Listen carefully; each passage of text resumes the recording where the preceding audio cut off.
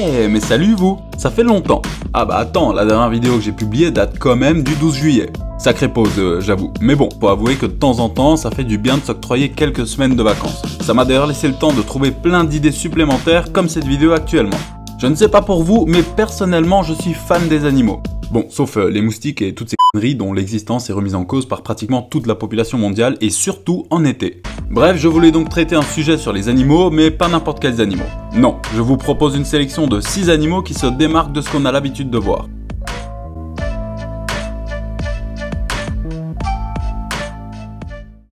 Commençons par le bec en sabot du Nil. Cet oiseau gris d'1 mètre au bec plus gros que sa tête et qui donne l'impression d'avoir survécu aux dinosaures a été découvert à la fin du 19e siècle en Afrique. Le bec en sabot du Nil est un échassier, donc un oiseau aquatique avec de longues pattes, un peu comme la cigogne.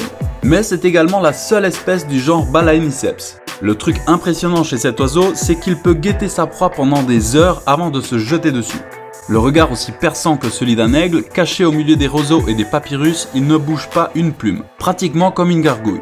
Son repas est généralement constitué de poissons, mais aussi de petits oiseaux et de bébés crocodiles. Ah bah avec un bec de plus de 20 cm de long et 10 cm de large, tu brises des chevilles sans problème, c'est sûr. Et si vous souhaitez tenter votre chance et voir le peu de spécimens qu'il reste, il faudra vous rendre au milieu de marais et de papyrus en Tanzanie, au Soudan ou encore au nord de l'Ouganda. Le problème, c'est que cette espèce est menacée d'extinction depuis plusieurs décennies, principalement à cause de l'homme qui détruit son habitat naturel. Le drainage de ces zones humides détruit l'habitat du bec en sabot du Nil. Mais heureusement, ces animaux sont aujourd'hui très protégés, autant dans leur milieu naturel que dans les eaux. Et le fait de les aider attire beaucoup de curieux. Ainsi, des excursions en mode nature sont organisées et cela incite davantage à protéger cette espèce si unique. Poursuivons cette série avec une espèce aquatique qui n'est normalement pas menacée d'extinction et que je trouve vraiment magnifique de par ses formes et ses couleurs hypnotisantes. Je vous présente le Glaucus atlanticus, ou pour les mortels comme moi, le dragon bleu des mers. Quand même un peu plus parlant. Ce magnifique mollusque gastéropode vit dans les eaux tempérées et tropicales et apparemment cette limace de mer aurait été vue dans toutes les étendues d'eau du monde. Océan Atlantique, Caraïbes et même Méditerranée. Ce mollusque, qui fait entre 3 et 6 cm de long, se déplace à la surface de l'eau grâce au courant, telle une feuille emportée par le vent. Et comme beaucoup de limaces de mer, le dragon bleu des mers est hermaphrodite. Chaque individu possède donc les deux sexes, mais ne peut s'auto-féconder. Après, je tiens quand même à préciser qu'elle peut être dangereuse pour l'homme. En fait, elle se nourrit du venin d'autres animaux et le stocke. Et lorsqu'elle se sent en danger, elle peut provoquer une piqûre très douloureuse. Alors je pense qu'il vaut mieux l'observer de loin plutôt que de la toucher. Ce singe originaire de l'île de Bornéo a une particularité légèrement visible, son nez. Alors déjà, seuls les mâles peuvent avoir un tel nez. Les femelles en ont également un, mais clairement pas aussi développé. La nature est visiblement bien faite. En fait, la taille du nez du nasique mâle varie selon l'individu. Et plus celui-ci est long, plus il a de chances de séduire des femelles. Donc le but de ce gros engin, c'est la séduction. Et d'ailleurs, si le nasique est énervé, excité ou lors de parades nuptiales, son nez rougit à cause de l'afflux du sang. Un peu comme nous les mecs avec notre Et pour info, selon l'UICN, l'Union internationale pour la conservation de la nature, le nasique est en grand danger d'extinction, tant par les chasseurs que par la destruction de son habitat naturel. Autre petite particularité de ce singe, c'est sa capacité à nager. Croyez-moi ou non, mais ce singe saute des fois d'une hauteur de 10 mètres et plonge comme aucun autre primate. D'ailleurs, le nasique est la seule espèce parmi tous ses cousins à pouvoir nager et garder sa respiration sous l'eau. Quand même impressionnant. Problème pour casser vos noix de coco? Faites appel au crabe de cocotier. Cet arthropode est tout simplement le plus grand sur Terre. Il fait partie de la famille des bernard l'ermite et n'est donc pas un crabe. Alors pourquoi l'appeler comme ça, vous me direz? Bonne question. En tout cas, comme le bernard l'ermite, il recherche une coquille. Mais une fois adulte, contrairement au bernard l'ermite, sa peau durcit au point de devenir une carapace. Donc finalement, plus besoin de coquille. Le crabe de cocotier fait quand même près d'1 mètre de long et peut peser jusqu'à 4 kg. Bon, ça c'est ce qu'indique Tonton Wiki, donc doutons. Mais j'ai trouvé d'autres sources avec des spécimens bien plus gros qui font froid dans le dos. Avec ses énormes pinces, le crabe de cocotier peut se fumer des clopes, tranquille. Non, ça c'était juste pour voir si vous suiviez. Le crabe de cocotier utilise ses pinces non pas pour méfus, mais pour, comme son nom l'indique, casser des noix de coco afin de les manger. Il se nourrit également de bananes et de papayes. Pour respirer, il a besoin d'eau. Ouais, alors ça peut paraître bizarre dit comme ça, mais dites-vous qu'il a un système rudimentaire de branchies qui ne lui permettent pas d'aller sous l'eau. Par contre, pour respirer, il a un organe nommé poumon branchiostégal, qui est considéré comme un stade intermédiaire entre les poumons et les branchies. Voilà.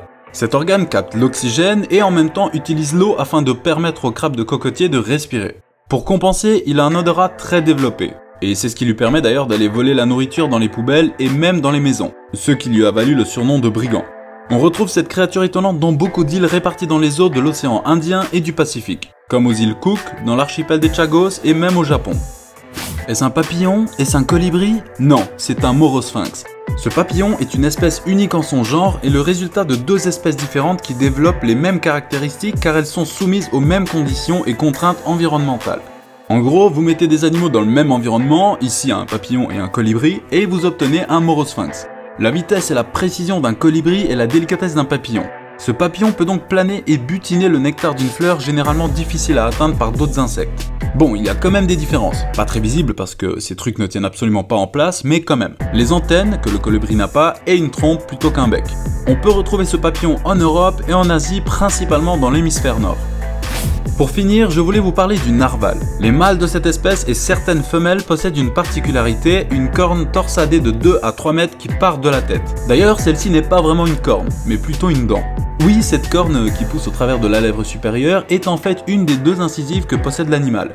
Et c'est également pour cela que certains spécimens ont 2 cornes torsadées. Le narval en soi mesure déjà 4 à 5 mètres. Alors à mon avis, avec une telle corne, très peu de prédateurs doivent l'approcher. Mais à quoi sert réellement cette corne ?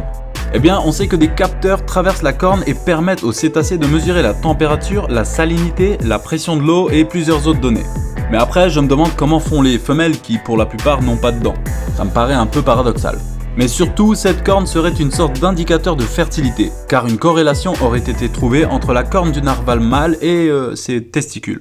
Après, la corne est aussi utilisée pour chasser. On trouve assez aisément des images montrant plusieurs narvals alignés en train de s'approcher dangereusement de leur proie afin de l'assommer et de l'inciser. Le narval chasse principalement des calamars, des crevettes et des morues.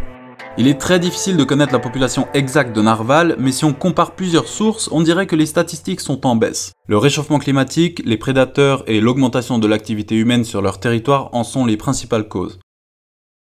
Mesdames, messieurs, c'est tout pour aujourd'hui. Merci d'avoir regardé la vidéo jusqu'au bout. Vous connaissez la suite si elle vous a plu. N'hésitez surtout pas à me proposer des idées de sujets que je pourrais traiter. On ne pense pas tous de la même manière et on a des vécus si différents que vous pourriez penser à un sujet auquel je ne penserais peut-être jamais. Alors n'hésitez pas. Yo, c'était Zano.